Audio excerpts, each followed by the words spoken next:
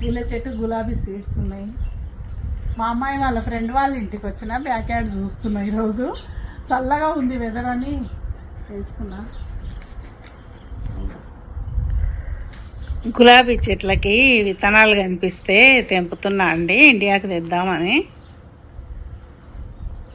మందారాలు చూడండి, ఇక్కడ మందారాలు బాగా మంచిగా అనిపించినాయి. మనలాగా చెట్టు పెద్దగా పెరగకుండా గుబురుగా ఉంది. మన వేరే వాళ్ళ ఇంట్లో కూడా చూసింటాం ఒకరోజు. చాలా బాగుంది కలరు అవి. ఇంకొకటి చూపిద్దాం అనుకుంటున్నా. ఇక్కడ చుక్కకూర ఉందండి. అసలు ఆస్ట్రేలియాలో చుక్కకూర ఎట్లుంటుందో చూపిస్తాను. ఇది చూడు కాచకూర అనేది. అది ఇది ఏ విటమిన్ ఉంటుందంట, పండ్లకు ఉంటాయి.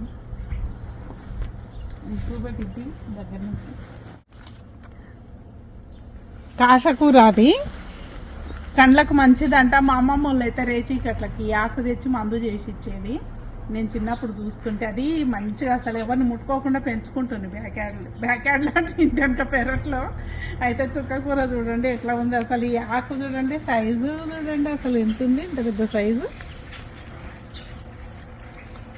ఇంత పెద్దగా వచ్చింది ఆకు. పుల్లగా ఉంటుందండి. మరి సేమ్ చుక్కకూరనే కానీ చూడడానికి పాలకూర లాగా అనిపిస్తుంది, కానీ ఇదంతా చుక్కకూర అంట. చూడండి ఎంత ఉంది. పప్పులో వేసుకుంటే అసలు పులుపు వేసుకో అవసరం లేదు.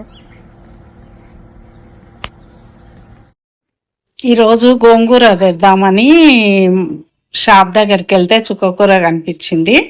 అప్పుడు నాకు ఆ పాత క్లిప్ గుర్తుకొచ్చి చూపిస్తున్నా అండి. మన చుక్కకూర ఇట్లుంటుంది.